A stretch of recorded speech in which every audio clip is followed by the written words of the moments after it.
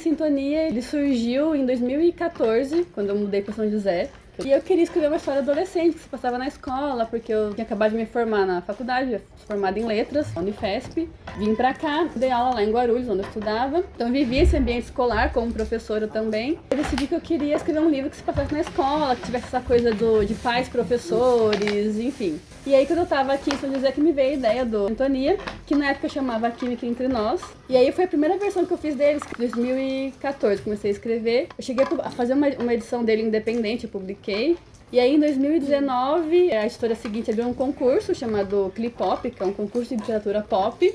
E eu inscrevi no concurso, o resultado saiu só em 2020. No meio da pandemia, era mais ou menos junho quando saiu o resultado. E aí eu fui finalista do concurso, fiquei em terceiro lugar. E de lá pra cá, eu saí em 2024. Então foram alguns anos de escrita, de conversar com a editora, é legal de mexer. Tem a questão da pandemia também na história, né? Porque essa questão da pandemia, ela não existia na história original. Porque Química Entre Nós, ele se passava em 2016, se eu não me engano. E aí, como se passou muitos anos, né, e teve pandemia e tal, a gente achou melhor, na conversa com a editora, a gente achou melhor atualizar essa história, que ela fosse mais recente, para conversar melhor com o público. Então, o Sintonia, ele teve uma versão depois do concurso, aí foi pra editora, ficou um ano com a editora, aí depois voltou, teve uma reunião que foi falado sobre isso, sobre essa atualização de ano, né, tal. E uma coisa que eles pediram para mudar, a Anitta e o Felipe, eles eram da mesma turma, os dois. E uma coisa que a editora comentou que eles gostariam que a Anitta fosse da outra turma, da turma rival do Felipe, para que tivesse essa coisa meio Romeu e Julieta, também essa coisa de disputa.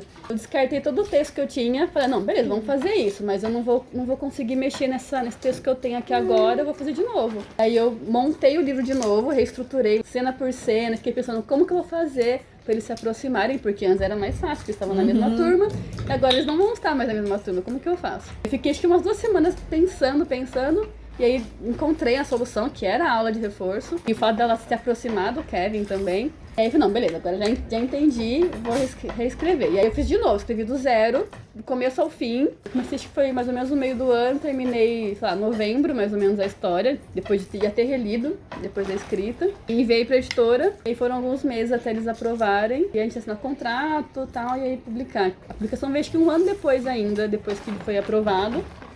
E foi isso, essa é a história do Em Sintonia.